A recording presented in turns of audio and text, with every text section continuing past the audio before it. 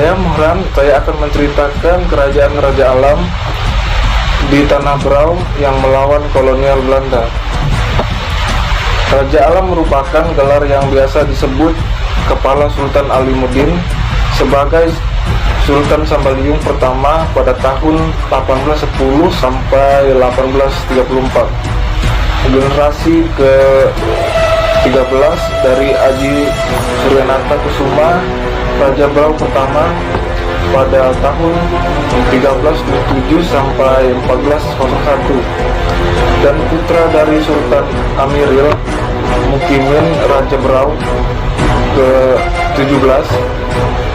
Inti dari kerajaan Berau dibagi menjadi dua, yaitu Tanjung dan Batu Putih di pemerintahan oleh Raja Alam, turunan Pangeran Tua dan Sultan Aji Kuning II atau Gunung Tabur, turunan Pangeran Dipati wilayah Merancang, Bulangun dan Munyut. Raja Alam mendirikan ibu kota kerajaan dan pemerintahan tersendiri, berpisah dari kerajaan Berau dengan nama Kerajaan Tanjung pada tahun 1810.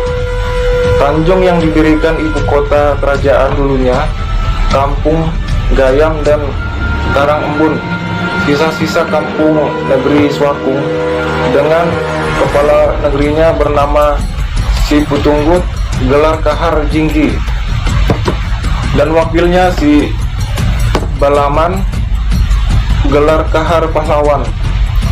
Secara beramai-ramai dan gotong royong, Raja Alam bersama rakyatnya membangun istana, kediamannya, pendukung-pendukungnya ialah turunan Maharaja Laila, saudara neneknya yaitu Sultan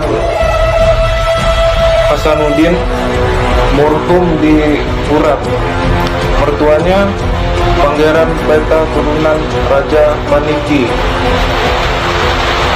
Panglima Lamudu Daeng Palawa, turunan Panglima Lambuto, yang mendirikan kampung Bugis di Tanjung Redep. Dari keluarganya di Kepulauan Sulu atau Solok, daerah Mindanao Selatan, Raja Alam mendapatkan bantuan menantunya dalam perlawanan terhadap kolonial Belanda bernama Sarip Dapula, yang menikah dengan putrinya yaitu Pangian Ratu Amas Mira. Sebelumnya kakek dari Raja Alam sendiri yang bernama Sultan Hasanuddin pada tahun 1676 sampai 1700 merupakan Raja Berau ke-13, menikah dengan Dayang Lana, seorang putri dari kerajaan Sulu atau Mindanao Selatan. Untuk menghadapi ancaman dan pemerintah kolonial Belanda yang telah melakukan serbuan terhadap Raja Sulawesi Selatan pada tahun 1824, Raja Alam bersiap-siap mendirikan kubu-kubu pertahanan di Lumaring dan Batu Putih di daerah Tanjung Mangkaliat. Saya Dwi Angga Sasmitra. Saya akan melanjutkan cerita dari Muhran. Kolonial Belanda tidak berhasil melaksanakan sistem monopoli dagang dan tidak sebuah loji atau perwakilan dagang mereka didirikan di Kalimantan Timur. Meskipun 4 kali company mencoba mengirimkan misi perdagangan mendekati raja-raja, daerah itu tetap saja gagal. Sebelum pemerintah kolonial Belanda mengirim ekspedisi maritimnya yang berpangkal di Makassar, mata-matanya lebih dulu menyelidiki kekuatan angkatan perang Raja Alam dengan sekutu-sekutunya.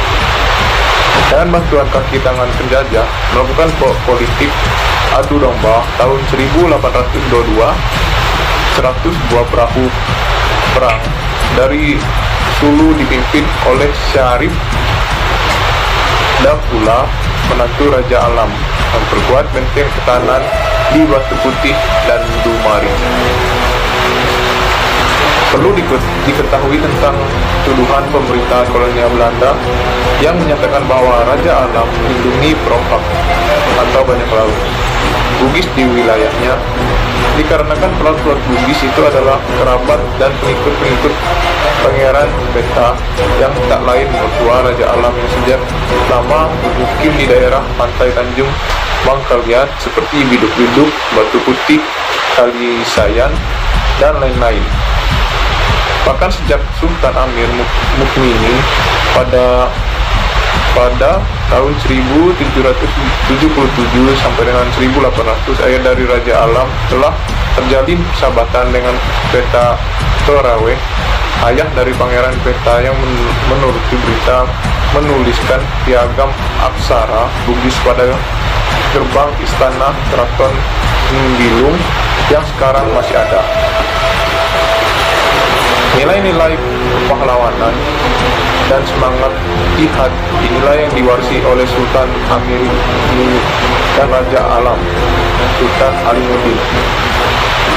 Di pendahulunya, Raja Tumanggung Barani dan Sultan Zainal Abidin Murhum Warabangun, berdasarkan data-data yang dikembangkan oleh Dr. Eisenberg, Gigrijen, G. Herman, George J.S. Krom, dan mata-matanya, pemerintah kolonial Belanda mempersiapkan armada lautnya sejak April 1834 di pangkalan angkatan lautnya di Makassar. Kemudian baru diberangkatkan pada bulan September 1834. Angkatan perang Belanda ini dipimpin oleh seorang kapten laut Anime. Saya akan melanjutkan cerita dari Angga. Setibanya di Batu Putih, armada Belanda memperingatkan dengan tembakan meriam kepada Raja Alam. Pangeran Bungko atau putra Raja Alam, Syarif Dracula, pimpinan pelaut Sulu, juga Pangeran Peta, pimpinan pelaut Bugis. Tetapi peringatan itu tidak dihiraukan sebab mereka sudah siap dan rela berkorban mempertahankan tanah airnya. Meskipun kapal-kapal perang penjajah Belanda itu sudah menggunakan mesin uap, dilengkapi dengan persenjataan yang canggih, meriam besar, mereka memerlukan waktu 10 hari dimulai dari tanggal 17 sampai dengan 27 September 1834 baru dapat merebut benteng Batu Putih dan Dumari. Selama 24 tahun, Sultan Alimuddin atau Raja Alam membina pemerintahannya yang berpusat di Tanjung berhadapan dengan Belanda yang kuat. Adalah merupakan prestasi yang perlu mendapat perhatian. Dalam kurun waktu itu, beliau dapat mengumpulkan kekuatan yang cukup matang sekali sebelum melaksanakannya. Tidak banyak raja-raja yang dapat bertahan lama berhadapan dengan Belanda. Apalagi peperangan di perairan laut dapat dikatakan langka. Dengan sumber daya alam berlimpah serta manusia pelaut yang tampil, Raja Alam dapat membangun dan memelihara angkatan laut yang kuat sehingga berani bertempur di lautan. Pelaut-pelaut Bugis mempergunakan sejenis perahu perang tinta yang dapat bergerak cepat dan bersenjata meriam. Sungguh suatu prestasi yang jarang terjadi dalam perang perlawanan rakyat di Kalimantan. Raja Alam tertangkap dalam peperangan, dibuang ke Makassar pada tahun 1834 sampai 1837. Tanjung dan Batu Putih dinyatakan gubernemen Belanda di bawah Kesultanan Gunung Tabur. Pelaksanaan tugasnya, Pangeran Muda keluar istri Raja Alam dari Kutai. Kemudian Raja Alam dikembalikan ke Berau. Dia berdiam di Batu Putih karena istananya di Tanjung dihancurkan Belanda. Beliau tidak mau tunduk terhadap keputusan gubernemen supaya mengakui sebagai Fazal Sultan Gunung Tabur. Akhirnya gubernemen Belanda pada 1844 menetapkan Kesultanan Sambaliuk berdiri sendiri. Pelaksanaan pemerintahan dilakukan oleh putranya, yaitu Sultan Kaharudin 1844 sampai 1848.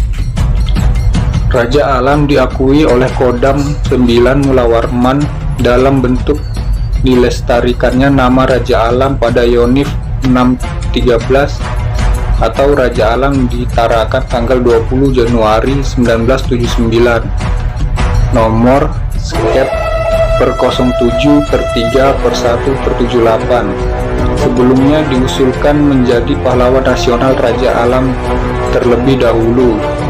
Sudah menerima penganugerahan tanda kehormatan bintang jasa utama lewat SK Presiden nomor 77 per TK per tanggal 13 Agustus 1999 di kantor Gubernur Kaltim, Samarinda.